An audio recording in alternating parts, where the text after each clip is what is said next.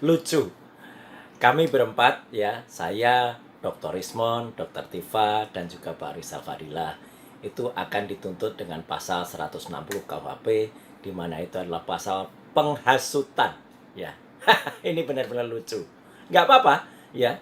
Kalau pasal yang dulu memang pernah sukses digunakan untuk melakukan kriminalisasi terhadap salah satu ustadz waktu itu sukses. Tapi waktu itu memang ada kekuasaan atau ada rezim yang memang mungkin dilawan oleh beliau, ya gitu, dan sukses. Tapi sekarang kita buktikan saja nanti apakah Presiden Prabowo masih akan membiarkan anak-anak bangsanya yang kami-kami ini sebenarnya ingin mengungkapkan kejujuran dengan ilmu pengetahuan dan teknologi. Jadi ini pure science ya, untuk membuktikan kepalsuan skripsi dan juga kepalsuan ijazah, kok malah mau dipidanakan dengan pasal penghasutan, ya. Jadi kami siap, ya, berempat untuk menerima tantangan ini, dan terima kasih untuk warga masyarakat, ya, baik itu lawyer, profesor, guru besar, sivitas akademika, dan juga masyarakat termasuk ulama yang telah memberikan dukungan kepada kami.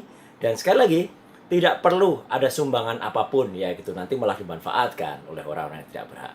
Kami siap jawab tantangan kalau kami akan dipolisikan, ya, atau akan diperkarakan dengan pasal 160 itu, karena itu sebenarnya pasal pengecut, ya gitu. Kalau mau gentle, tuntut dengan pencemaran nama baik atau penghinaan, yang dimana Jokowi harus lapor sendiri.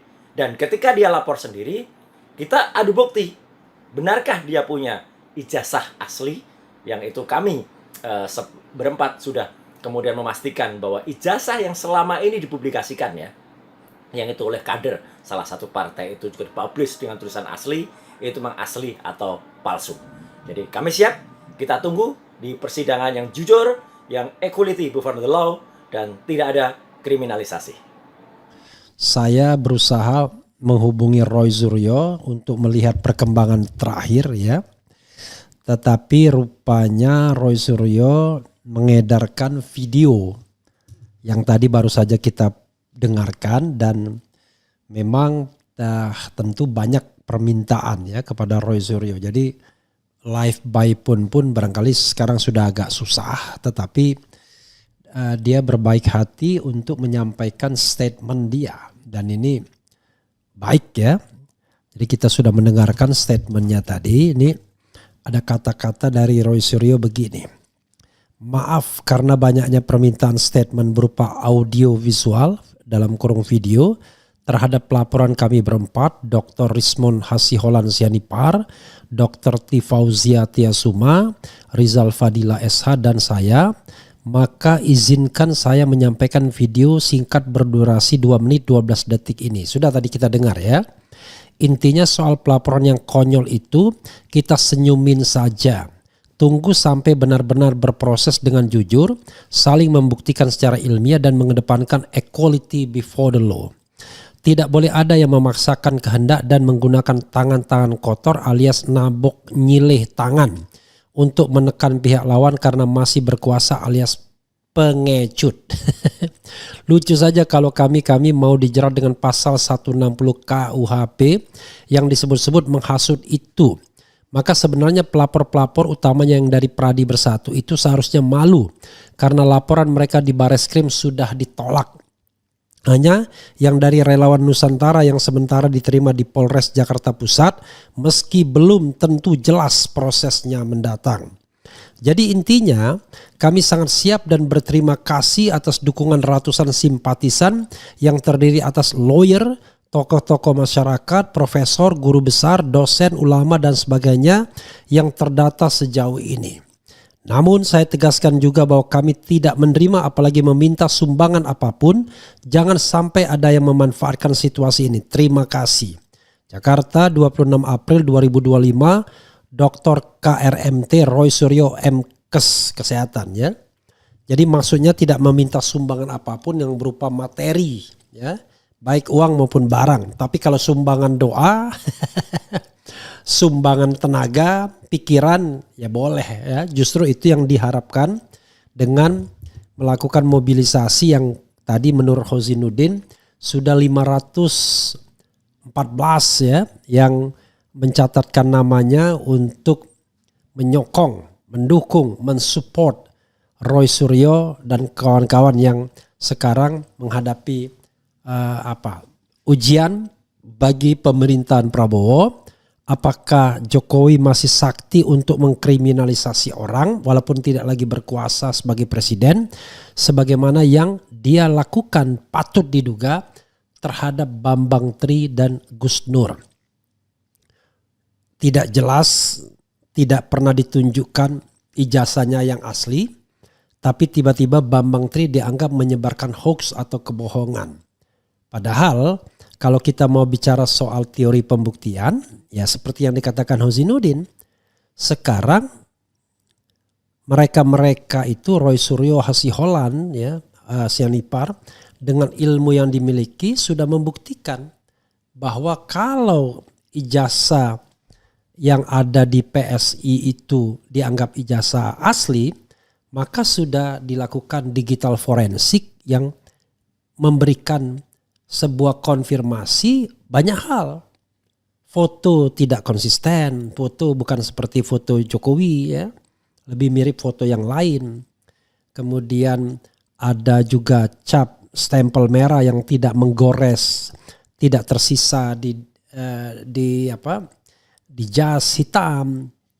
Kemudian materai yang juga bermasalah, sparasi, gradasi warna dan lain sebagainya. Nah, Sobat Era sekalian, sekali lagi ya, kalau mau mainnya pidana, maka ya seperti Gus Nur dan Bambang Tri, gak jelas kesalahannya apa lalu dikriminalisasi. Tapi kalau mainnya mau elok dengan prinsip equality before the law, maka biarkanlah Pengadilan Negeri Solo itu menjadi ajang untuk membuktikan apakah ada ijazah asli atau tidak.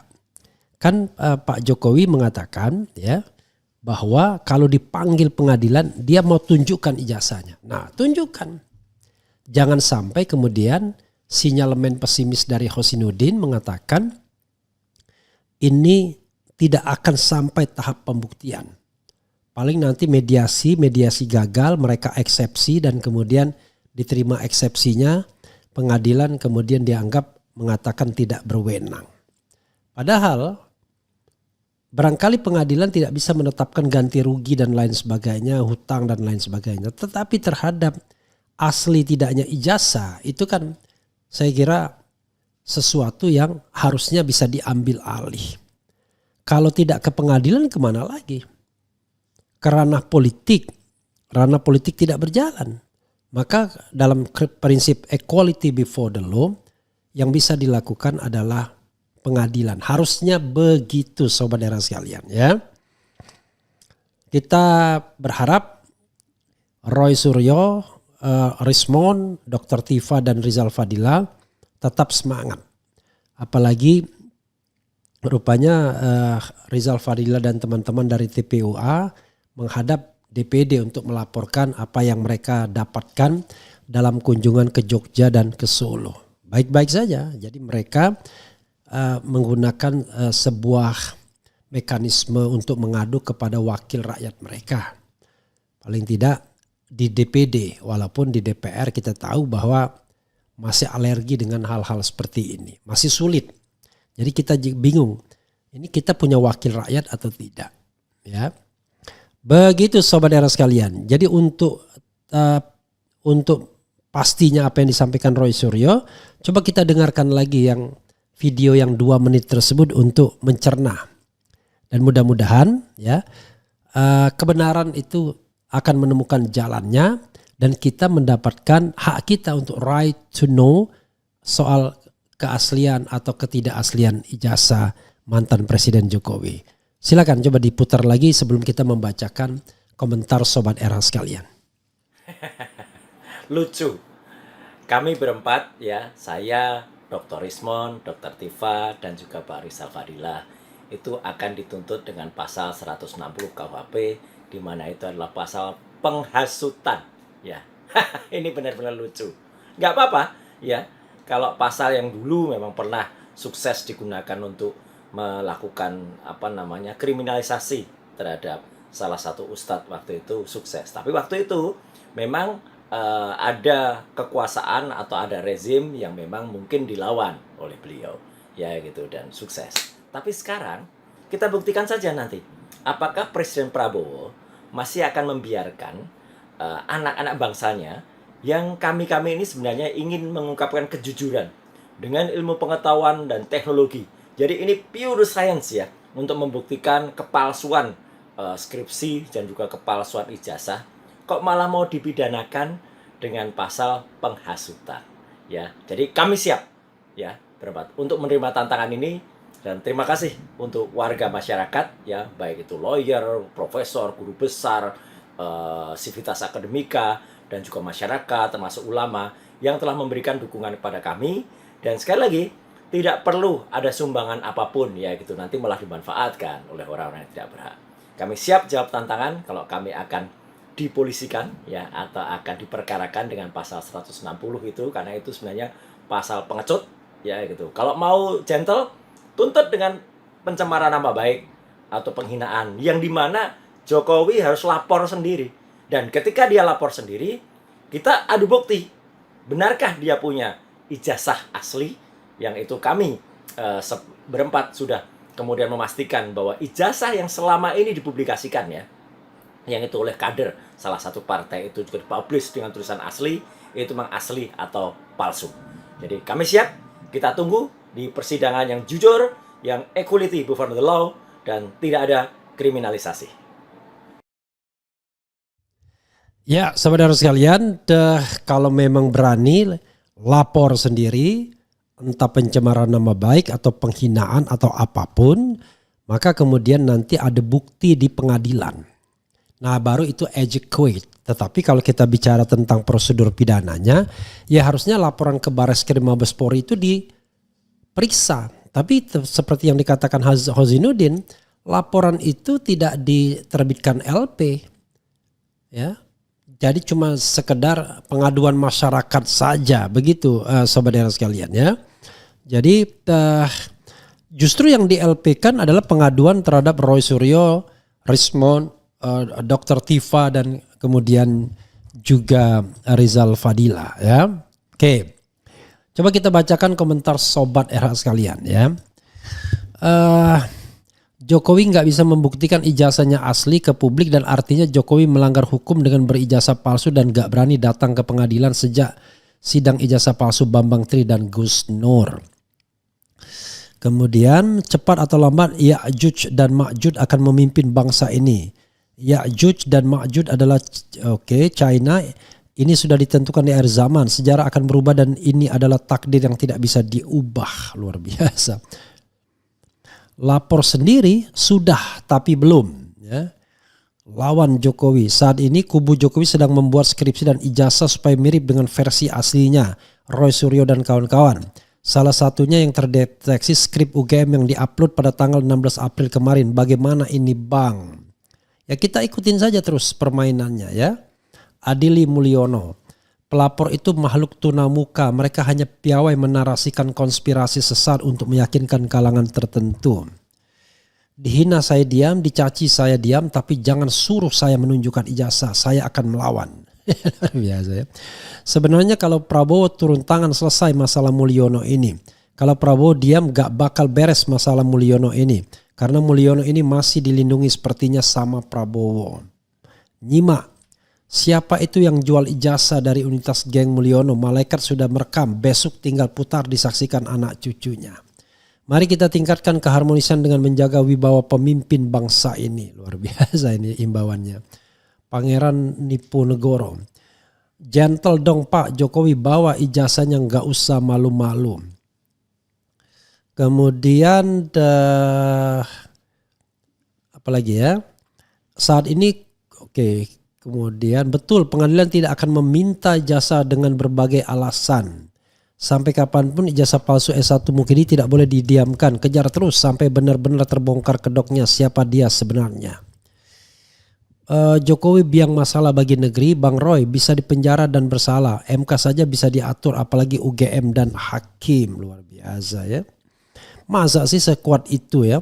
Kalau sampai dikriminalisasi dan ditahan, harus ada gerakan solidaritas seluruh rakyat menuntut ikut ditahan bersama biar penjara penuh, mau gimana lagi tuh penguasa.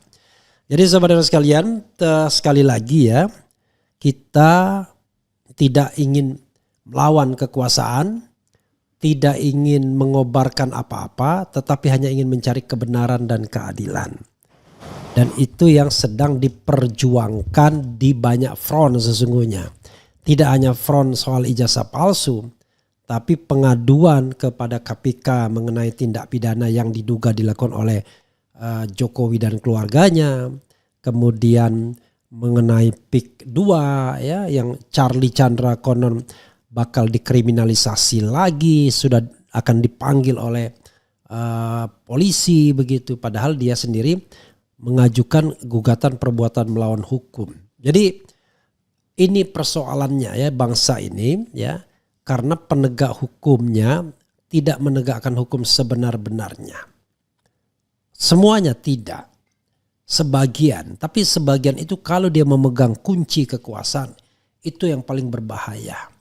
Jadi mohon ke Pak Prabowo ya, Anda adalah presiden, apakah bagaimana cara memilihnya itu soal lain, tapi Anda sudah disumpah sebagai Presiden Republik Indonesia dan Anda harus menjalankan undang-undang dan segala peraturan seluruh-seluruhnya.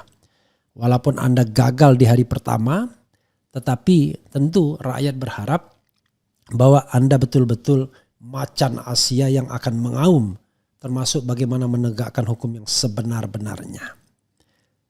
Dan jangan lupa ada tuntutan dari para jenderal, kolega Anda, senior Anda, ya 8 tuntutan. Di antaranya adalah lakukan reshuffle kabinet, singkirkan orang-orang korup, aparat dan pejabat yang masih terafiliasi atau melayani kepentingan Jokowi. Bahkan ada juga aspirasi untuk impeachment terhadap Gibran Raka Buming Raka. ingat Abdullah Hamaha bilang Gibran ya. Begitu saudara sekalian ya. Ini ada Rizal Fadila ya. Katanya baru rapat tapi it's okay ya. Kita bisa telepon dia anytime. Mudah-mudahan dia baik-baik saja. Atau kita coba telepon Rizal Fadila ya, untuk memberikan update kepada kita mengenai pertemuan dia dengan DPD ya, karena ada pemberitaannya seperti itu ya. Coba kita buka ya, bisa nyambung tidak? Kalau bisa nyambung kita akan minta update sedikit. Tapi kalau tidak nyambung ya tidak apa-apa ya. Jadi saudara sekalian, menarik sekali ya. Karena ini akan memunculkan dinamika ya. Dinamika yang memberikan gairah pada masyarakat untuk tahu hukum lebih jelas. Halo Kang Rizal.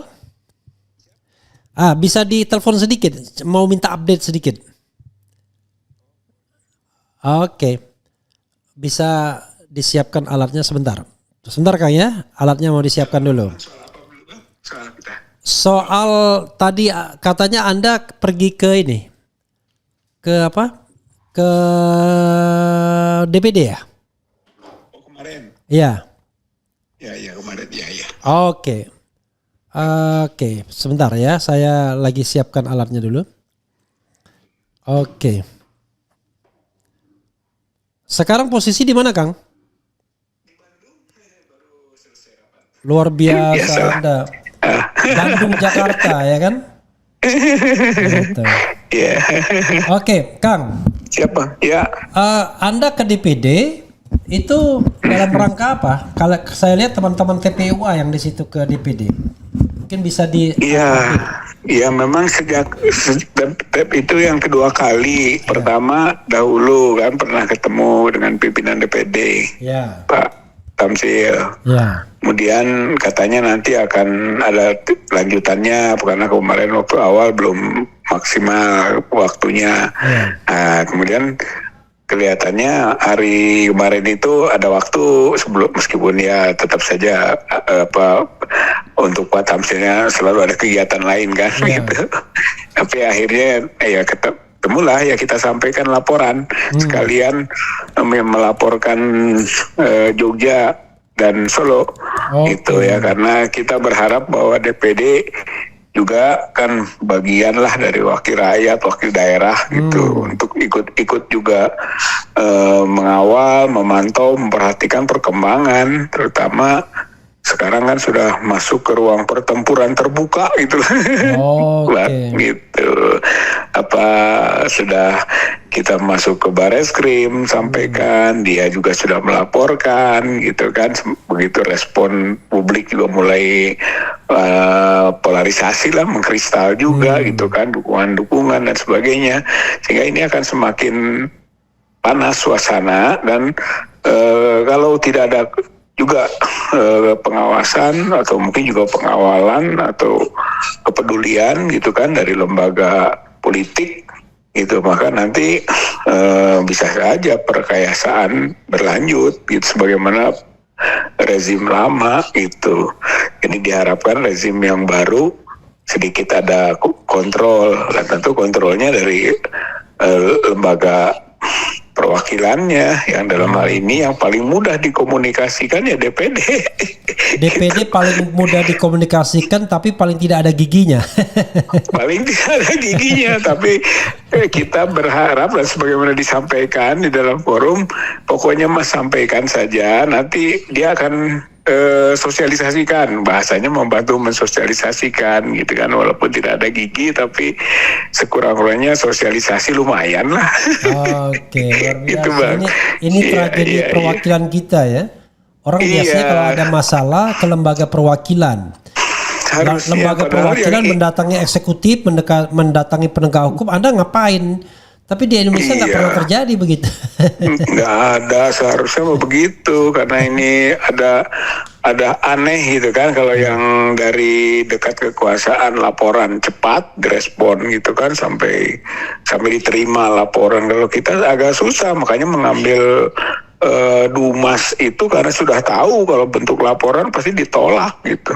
Itu jadi Anda memilih Dumas ya, pengaduan masyarakat. Dumas. Ya Dumas, tapi dengan strategi bukti-bukti akan kita terus-menerus masukkan gitu. Tapi Anda tidak memberikan laporan LP begitu ya? Enggak ya? Tidak. Jadi ini juga untuk menjadi pelajaran hukum juga gitu kan. Kalau LP nanti cepat dibalikan, apalagi situasi politik kan tidak sehat. Gitu. Sementara laporan kepada Anda sudah diterbitkan LP-nya. Langsung LP gitu. Itu kan itu bukti gitu. Iya. Bukti bahwa pilihan kita pas gitu. Mendingan Dumas itu harus terima, mau tidak bisa tidak kalau Dumas mah, tapi langkah lanjut kan itu tergantung polisi sendiri gitu. Tetapi yang jadi masalah adalah kalau tidak diterbitkan laporan LP, maka pihak-pihak lain bisa mengadukan hal yang sama. Biasanya kan kalau sudah ada LP-nya, terbit LP tidak boleh. Cuman kasus kan berbeda. Enggak. Makanya dia kan masuk LP dari penghasutan. Dia juga tahu gitu bahwa kalau masuknya dari hoax atau mungkin dari pencemaran nama baik akan menukik langsung ke ijazah. Gitu. Sementara ijazah ingin dihindari ya. Ijazah ingin dihindari gitu, makanya adu aja kita sekarang. Kalau soal ijazah kok sudah diadukan oleh kita dan sudah kita ajukan bukti-bukti, bahkan sudah kita beri gambaran sekurang-kurangnya 30 orang itu harus sudah bisa diminta keterangan. Betul. Anda mengajukan ada 30 orang yang bisa memberikan keterangan. Ya, itu narasi ya, narasi dari bukti yang sudah dimasukkan 15 bukti. Itulah 15 bukti yang bertahap. Itu kan mulai dari 2 bukti, kemudian 9, terus tambah 1, terus masuk 4 gitu kan, terus gitu. Besok lusa juga ketika ada lagi bukti baru masukin lagi gitu kan, supaya ini pola